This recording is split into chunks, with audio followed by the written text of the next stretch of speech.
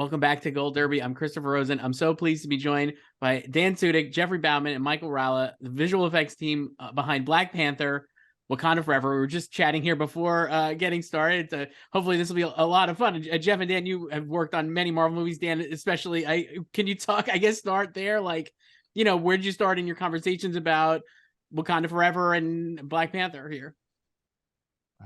Yeah, I mean, I guess we both worked together on the first one. So I think one of the big parts for us was, what can we do better? What did we learn from each other? What did we learn about Ryan?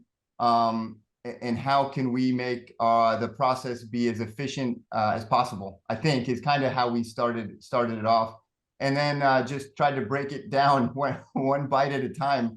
As it kept evolving, because I mean that's the one thing for sure. All these Marvel scripts, and that's, as Dan was saying, he's 3 movies past Wakanda Forever now essentially. So there's so much content, so many gags, so many things that are always evolving, that I think we tried to hone in on the ones we could achieve in the time frame that we had. Right. And I think Wakanda had everything. I mean, I can't think of a type of effect we didn't do. It had giant water gags, rain gags, car gags. Everything. It had everything. And it had everything supersized. It was like going through the drive-through and saying, give me the supersized water gag. Let's do a million-gallon dump tank. Let's get the small ones. Someone just asked us, what would you say? How difficult was this movie on a scale of from 1 to 10? And this was 11, and I think we went 12 with all those gags, Dan. I mean, Dan, the dump tanks we had in the North Triangle, I mean, you had 6-foot butterfly valves, I think, to allow that. I mean, which is huge. Like once you put it into, like, how much water were you moving in those? Oh, it was, hundreds of thousands of gallons per minute. It was, you do the math on it. It was like, oh my God, we could fill a swimming pool in like a second and a half, Yeah. It was large amounts of water. It's unbelievable watching the movie. It truly was like, I was like, holy cow, how did they do all of this? Because it's so big, and it's so much bigger, I feel like, than the first movie, which is a massive movie. So I was just like, kind of like, how did you, and you mentioned like how obviously there's so much Marvel material that you're working on, right? Like in general, and Dan, you were just saying too, like, how do you have time to learn from the previous things, I guess? And like, how do you like kind of figure this stuff out on the fly? You learn, as we all go through our careers and do our work, we gain that knowledge from the previous shows and we apply it as we're going. I look back on Master Commander, I learned about scaling water, and we built a quarter scale model of the set, and we worked out all the water to a scale model. I mean, we had miniatures in this show as well. Dan and the team built a miniature of the glass window that Ramonda's standing at when the water hits that. So there were miniatures for that. Dan built, I think, as you said, quarter scale little maquettes of all of the water features to determine how the water would move and where we should have, barriers or things for the water to interact with. But I think, to your question though, Chris, Dan's been doing this forever, so I always feel fortunate to be on a show with Dan, because it's years of experience that he brings to the table, and not just that, but there's a passion for it, I think, and then also there's a little bit of a mad scientist in there that knows exactly where the math is extremely precise. Like he'll launch a car traveling 50 miles an hour and put a cone on the street and know exactly where it's going to land. So there's a precision to the art, I think, that comes from all of Dan's experience that is difficult to find across so many different effects. Because I mean, from launching cars to water gags to, and as he said, everything, miniatures. We had haze, we had anything you could imagine. Dan, he built a scale elephant, half of an elephant for us as an eye line out of foam. Dan built a car for Hannah, for our production designer, for them to drive. That scene actually was lifted and didn't make it in, but he built a car. So, I mean, there isn't anything I don't think that Dan can't do, given time and resources. Do you it's amazing, and like there, like you said, like I think Mike, you were saying that there's so much, like just everything is like in this movie, right? Like, is it frustrating when people, like, I guess for you guys doing this and done at such a high level, when people are kind of like, oh, it's just like visual, like they don't think of this as visual effect, you know what I mean? Like, or people like, does that like all this hard work they're doing to make these movies unbelievable, and people are just like, oh, I you know, I didn't like, I don't even, it doesn't even register them that it is visual effects, I guess. Is that like good when they don't realize it, or is it like frustrating? No, I think so. I mean, I think that's what at least we strive for, is for it to be invisible and for the viewer to get lost in the story, and then that the visual effects and special effects are more complementary to the storytelling. And I think one big thing for me on this was to try, and Ralla as well, Michael, to keep as much photographic material as possible, like in today's you know, and not to just turn into everything becoming CG. Because there's an aspect of in today's world, unfortunately, with the sometimes lack of commitment to ideas and methodologies, that we end up doing something on the day and then just replace it later. And I think that was one big piece for Michael and I, that we didn't want to do that. We wanted to utilize the expertise of, you know, not just Dan, but everyone else, and try to get things in camera and then enhance and augment. So, you know, even for our underwater sequences, we shot as much as we could in a tank, wet for wet. And then we still had to do extensions and you know, hair sims and cloth sims and all that stuff. But we were in a tank and we had a photographic plate or something to use as an anchor. And so throughout the film, I would say, you know, there's a handful of all CG shots, but for the most part, there's a photographic element in almost everything. And that's, to me, I would always lean into that. And I'm proud of that, of it not just turning into, you know, all CG all the time kind of thing. Right. So it's nice to hear people think that it's not there, because then I think we've all done our job well, and we've married the CG with Dan's practical effects to make them invisible.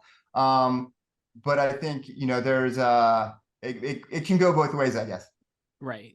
Do you guys, you mentioned the water stuff, that, I mean, I was struck by that, because I will not name movies, because obviously I know how hard it is, but I was like, I've seen a lot of movies where there's stuff underwater and I'm like, it just doesn't look right, or it doesn't buy it. And this whole movie is, a lot of this is underwater. You have Talokan is this massive, obviously, creation, and Namor and stuff, and it just looks awesome. So I guess, like, how, Dan, you mentioned like doing like Master Commander stuff, like, I mean, how did you guys discuss that, and with Ryan, and making sure that would look good? I mean, because that, it seems like it's really tough to make something look underwater look good, you know, like, and have the actors and characters in there moving.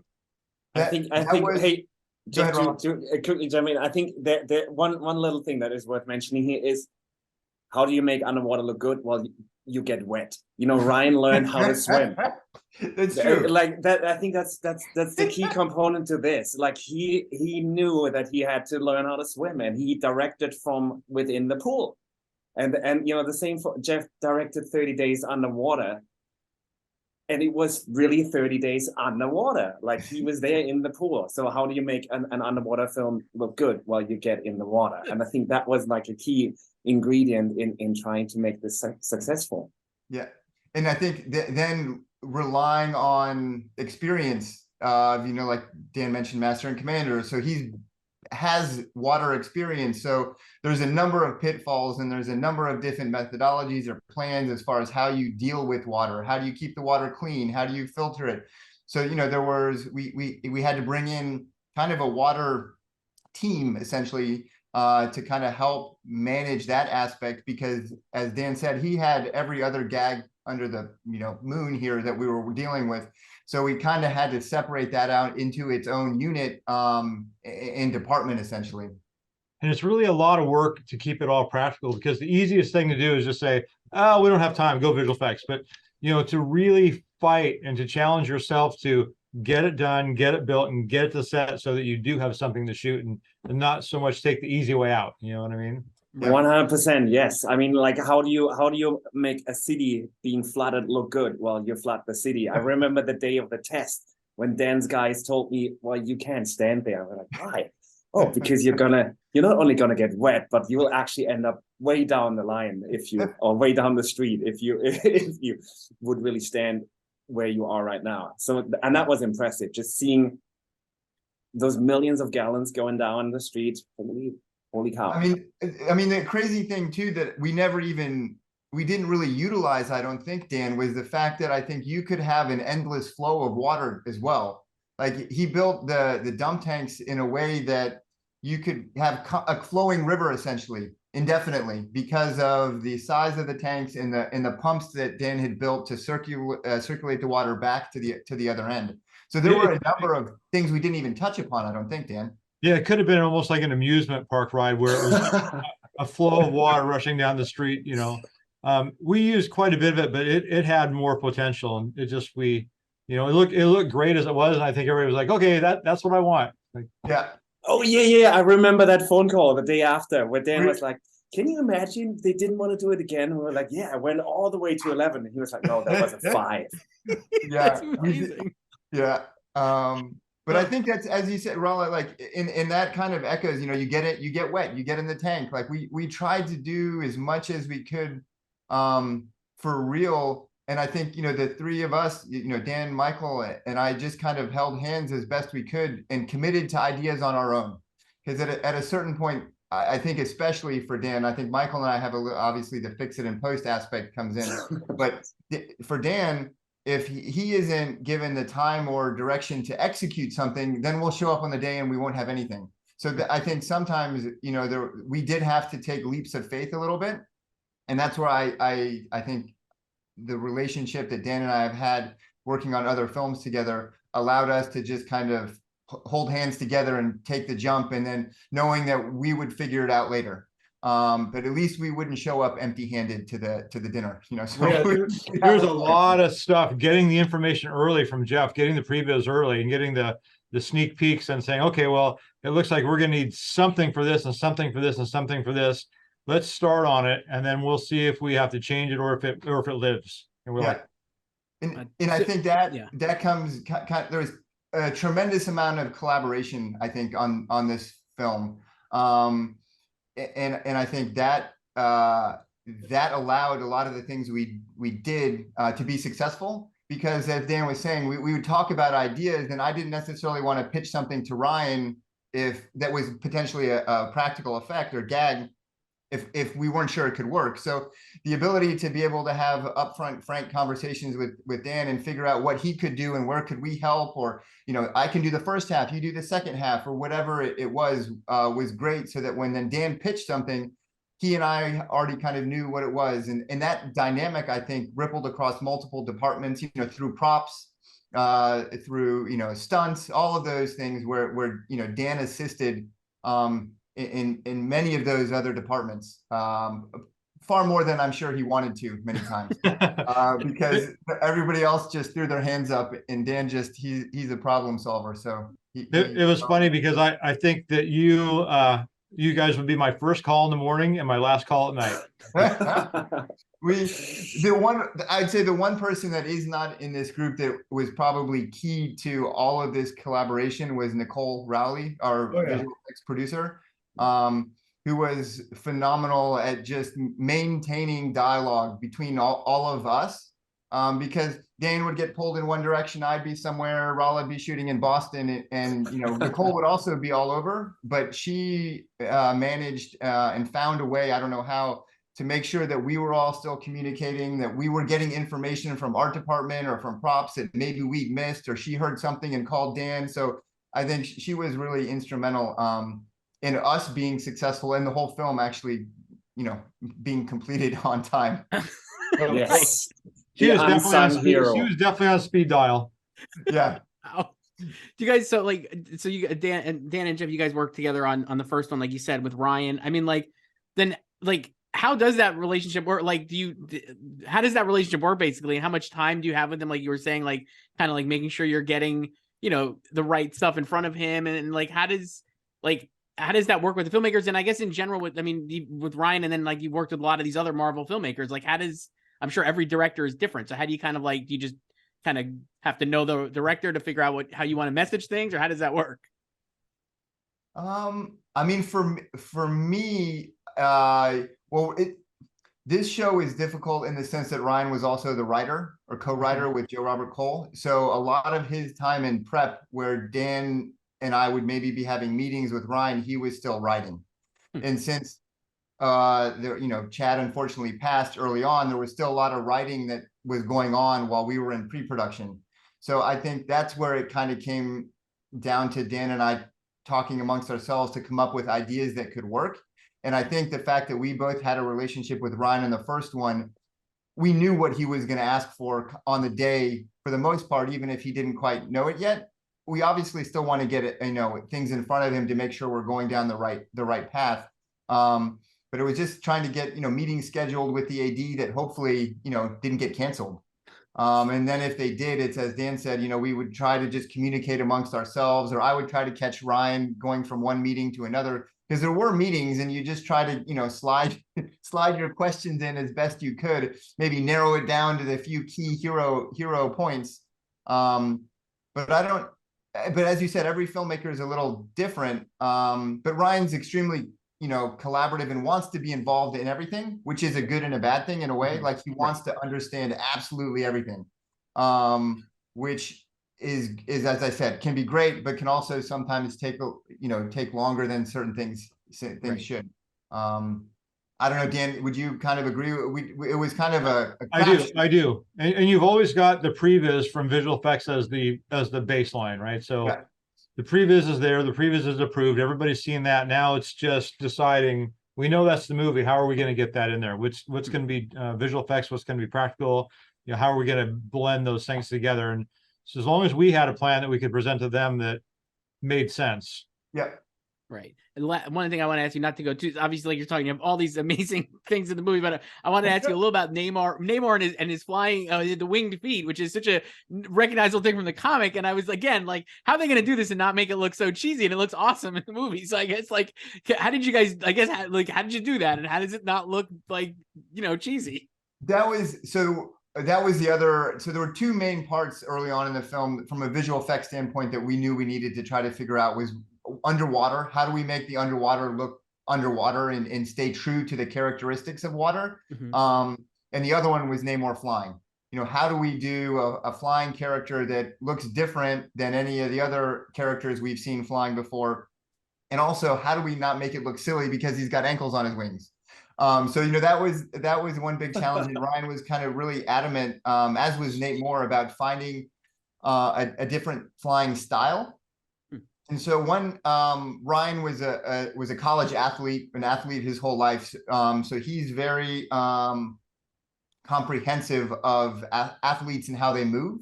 And oddly enough, too, he looks at things in scale of like football fields. Like, hey Dan, how far is that away? Oh, that's 2 football fields. Or how tall is that? Well, that's basketball hoop, right?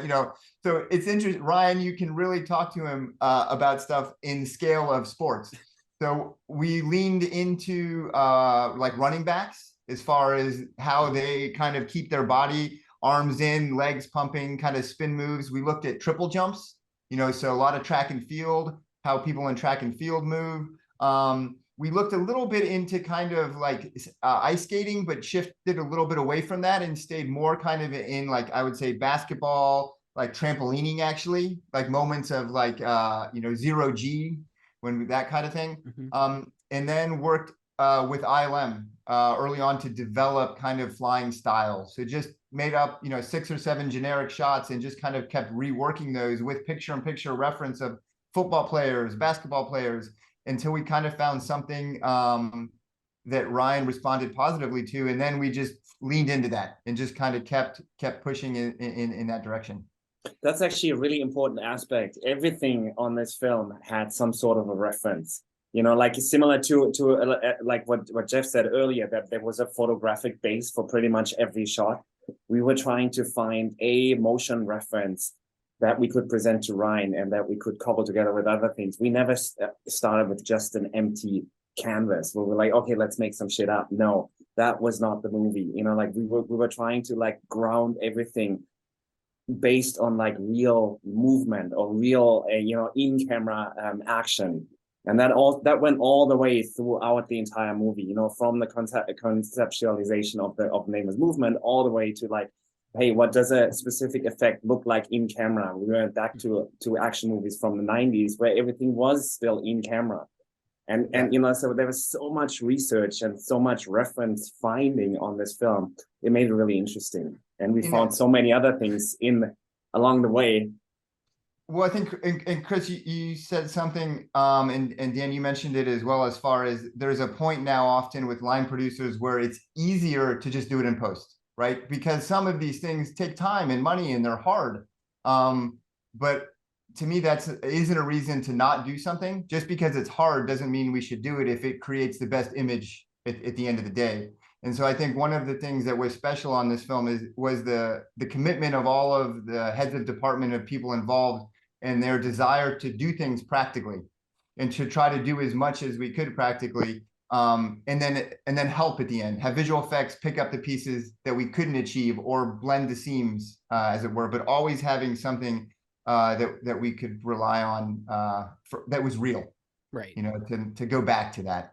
Yeah, and we have to wrap up here, unfortunately, but because I feel like I could talk with you guys about this. But Dan, do you have any last words here? I feel like I want to get you in here before we say goodbye. No, I mean, what Jeff said is so true. It's such an easy path to just say, well, or, you know, we're not going to do that because it's too hard. But we had a great stunt department. We had a great props, set deck. I mean, all of the other departments, construction, were willing to come in and help. It's not like Jeff and I can single-handedly do this. You need a team, you know, a whole production team and a whole group of people that are willing to kind of step up and get it done. And we had a great group of people, and it made it easy for us.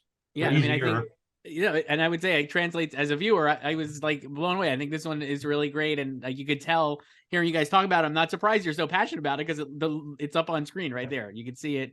This is incredible work. Geoffrey Baumann, Dan Sudick, Michael Ralla, Black Panther, Wakanda Forever, visual effects team. Thank you all so much. Absolutely. Thanks, Chris. Thank you. Bye. Hey guys.